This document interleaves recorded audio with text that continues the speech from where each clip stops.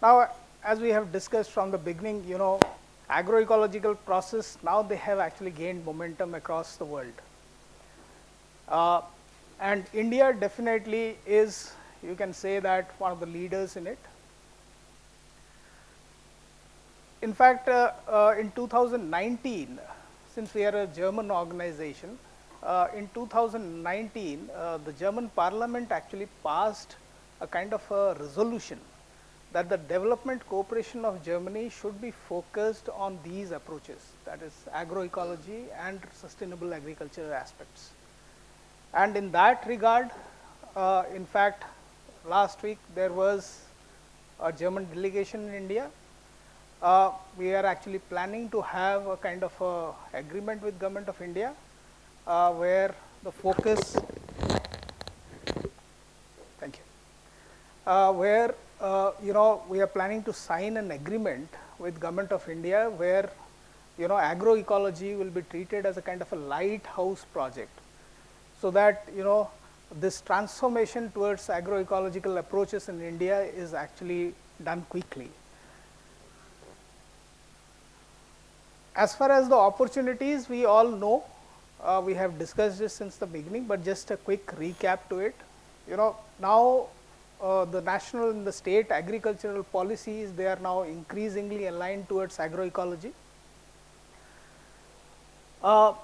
There is a strong consumer awareness also, specifically with regard to the organic and natural farming practices. A number of business models has actually evolved in the last few years. So, I think over a period of time, this demand for agroecological natural food has actually grown manifold. Similarly, the agroecological approaches, they can actually help in broaden and upscale of the scope of various agricultural policies and programs that are being implemented, plus the different kind of projects that are actually implemented by the private sector also. Of course, at the same time, there is a strong focus on how the SDGs and the NDCs can be actually achieved. Agroecology definitely is going to help in that regard. And as we all know, agroecology is of no regret nature, and this can actually improve the resilience of the farming communities. And India as a front running state, as I have told, this will actually pave a way for not only in India the kind of agroecological transformation that we are looking at, but the world is actually also looking at India. How India will be able to actually turn this kind of a change in agroecological practices, and this can pave a kind of a global agri-food systems transformation. Just to give a brief about the kind of projects that GIZ, German Development Corporation, has with some of the focus on agroecology. So, this slides present some of the projects with different kinds of ministries as well as agencies where we are implementing. There are projects on One Health and agroecology. There are projects on sustainable agriculture and food and livelihoods. There is projects on soil protection, food and nutrition security, forest ecosystem services, agroforestry, and of course, the middle part is Swati. So, I would like to just stress that this is one of the the first standalone agroecology projects across the world that we have started in India. Now, coming to the project, this project is from 2021 till 2025. The lead ministry here is Ministry of Agriculture and Farmers Welfare. This will be implemented in 3 states of Karnataka, Madhya Pradesh and Assam. The main project objective is to provide agroecological transformation process for agriculture and food systems. These are not only strengthened at the national level, but at the state level also.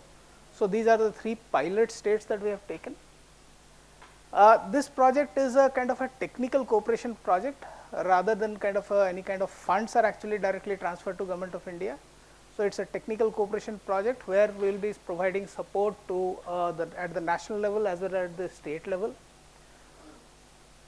This will help in the evolution of different kinds of diversified approaches towards sustainable farming. So, there will be a special emphasis on natural farming as such. Of course, organic farming is a part of the different kinds of agroecological approaches. So, it will be there, but the focus definitely will be on natural farming. Different, as in the morning also different there were speakers who said that one of the important aspect is where are basically the evidences. No? So, one of Vijay sir also said that the first criteria is whether natural farming can attain that kind of an yield, and it is certainly there. So, we have to provide those kinds of evidences. This project will try to bring in those evidences. One of the key areas is basically on market development. So, that will be the focus, and different kinds of successful business models that will be actually in the area of organic and natural farming, and this will be focused with the help of different kinds of the FPOs that are basically working. So, the business models that the FPOs are actually working on, that will be one of the key areas. There are 3 specific outputs that this project is going to help. The first output is how to strengthen the agricultural knowledge systems. So, this is a kind of the focus is on building a kind of a knowledge economy, knowledge based agricultural systems rather than input intensive kind of capital intensive kind of system. So, the focus is how to improve sharing and application of knowledge on agroecological and other Indian sustainable agricultural practices. For this, these are the 4 main activities. Like as I said, there are already number of platforms that already exist. One of the strong platforms today we have seen. So, I think one of the key areas is how to work with those existing platforms, where basically the assimilation and dissemination of knowledge could actually take place relating to agroecology. Strengthen the capacity of existing educational and research training institutions, so that they deliver those agroecological skills. So, the primary focus of many of these research institutions is still in the conventional chemical based farming system, how to actually make a shift. So, that there is also a focus on natural farming based research system, the educational delivery system that actually can be done.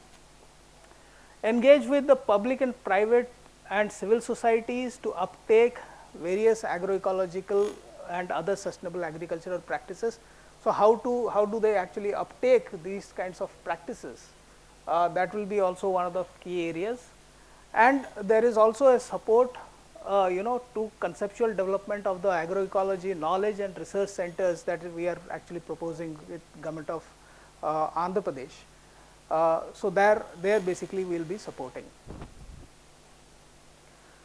The second area is implementation of agroecological practices at the state level. So, the first output, if you could see, it is much more cross sectional, both at the national level, research institutions, academics, all these.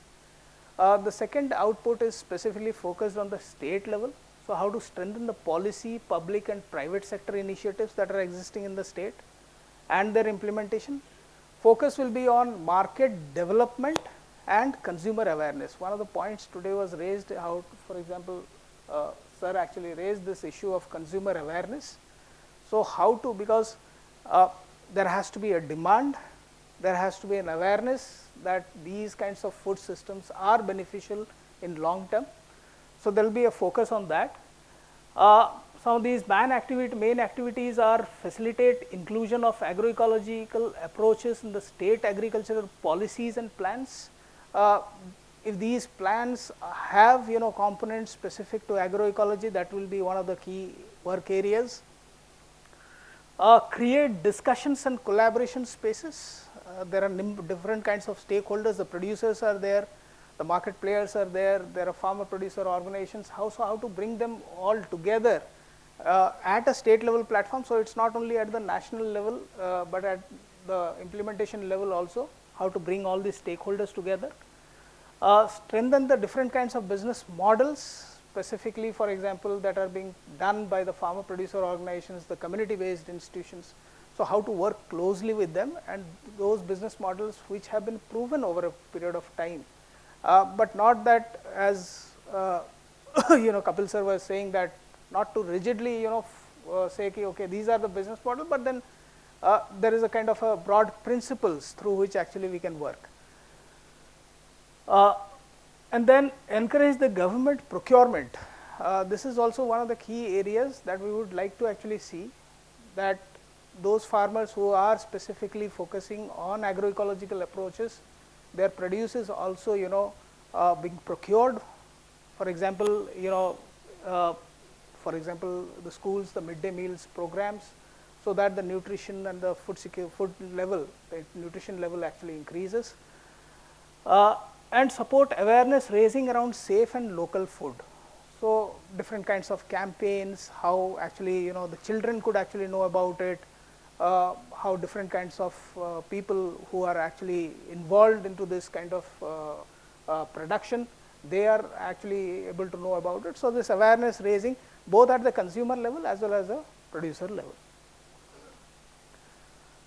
And third, at a macro level, at the national policy framework kind of a level. So national policy frameworks and programs to support further development of national policy frameworks and programs for uptake of agroecology principles and practices. So here basically, for example, we would like to have kind of a multi-level inter-institutional policy dialogues through experts and groups, think tanks, fora. We would also, as we said, evidences will be key. So we would like to actually inform the policy makers about the different kinds of outputs that has actually been generated with regard to agroecology. What are the evidences that we can actually show it to the policy? Technically support Ministry of Agriculture and Farmers Welfare in integrating agroecological principles and approaches into different kinds of missions, submissions and programs. So that will be one of the also key agenda for this. And support policy and expert dialogues between India and Germany. So I think these are the broad areas of this agroecology project that we are focusing on. In addition, of course, there are state level programs that are being implemented. So we would like to actually work with the state very closely. We would also, as I have said, there are different institutions who are already there. The civil society is working very strongly in that area. So how basically these networks, these stakeholders could actually be brought together, this is also one of the key focus areas. So in brief, this is the Swati project that we are planning to implement. Any questions I can ask? So Ashirbad, the output one is at the national level, right? It's not state specific. Can you just go to output one is, sorry. That's okay, you can answer. Output one, if you see, it's more at a knowledge system level. So knowledge system can encompass both at the national level as well as at the state level. So what we are saying is how to make knowledge much more, can be disseminated as quickly as possible, as through different kinds of research institutions, state agricultural universities, training institutions are already there.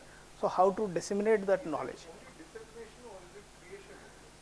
As well as creation, because things are already being created in number of ways. So how to actually take it to actually different kinds of stakeholders, that will be one of the key areas of output one. Yeah.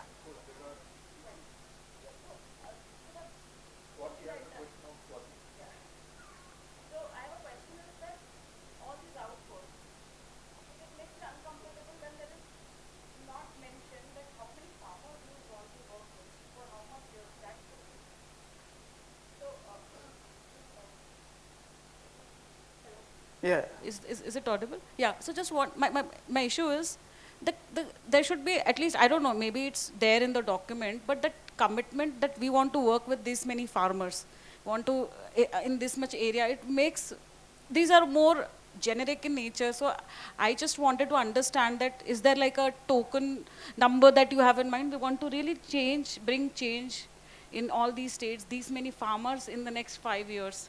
and then we are committed to make that kind of transformation. Will that not help in taking these agendas forward rather than just saying that knowledge systems kaam karenge? Because majority of the time it just ends up as reports and that's it. But the real transformation on field. So do you think that that is also there in the back of the mind when this? Yeah, that is there. We are actually yet to consult the states at that level. What kind of actually, for example, this is still at the ministry level, as well as we have just discussed, there is a consent from the states that they would like to actually implement this particular program. So the real work actually, implementing and planning at the state level is yet to be done. So I think once we do that, we'll be able to actually answer these kinds of detailed level questions. Sure. And second is, Ashirbad, is that what is the when you talk about technical support, because I think the big problem that we face is that we have central schemes for program cost. Obviously, there is a lack of technical support. What is the technical support, areas of technical support that that the program is looking at? For example, like how this research agenda, that should be actually how it can be inclined more towards agroecology. So for that, we would like to actually, for example, like partner with different kinds of national level institutes, for example, ICER, or for example, at the state. Sure, sir. Sure, sir. We'll. At the state level, the state agricultural universities, so that will be kind of for the research part. Similarly, at the policy level, it will be more focused on bringing in policy that are more inclined towards agroecology. So how we can influence that, how we can actually work with the state government to say that, look, these are the policies that can be easily integrated as agroecology projects or agroecology kind of things. So I think that will be one of the key areas that will be work. If you the request, Ashirbad, is that if it is at that stage where the responsible act is roughly about putting those things in place in respective states, the request might be to involve NCNF and other institutions and some of the stakeholders here in having that dialogue at a very early stage with the state government. we already, while doing this macro level kind of a planning, we already had included APCNF plus NCNF, all these they were actually consulted, almost like 43 stakeholders we consulted. Can you repeat that at the state level also? We should, sir. We would, sir. Because that would be an opportunity for all of us to express with greater strength. Sure, sir. It's a very interesting opportunity for all of us. The way I would see this, not just for GIZ, it's for all of us. Yeah. It's a useful opportunity, and because getting entry into the Ministry of Agriculture is not an easy task. If someone has made an entry, we should all push in numbers. Right, sir. Yes, sir, definitely that should be done, and we would take your advice, sir. And while making this macro level planning also, we actually consulted almost all stakeholders. Many of the stakeholders are already here. Minaj was there and Sabyasachi ji was there. All these people we consulted, and at the state level also when the planning happens, I think, because Consultation also creates a process of empowerment. yes. Otherwise, very often, at least experience with agriculture department, my paper there is consultation or consulted. So we have to start this consultation process as early as possible. Correct, sir. Because it takes a while for the agriculture department to internalize, accept, and then implement together. Very true, sir.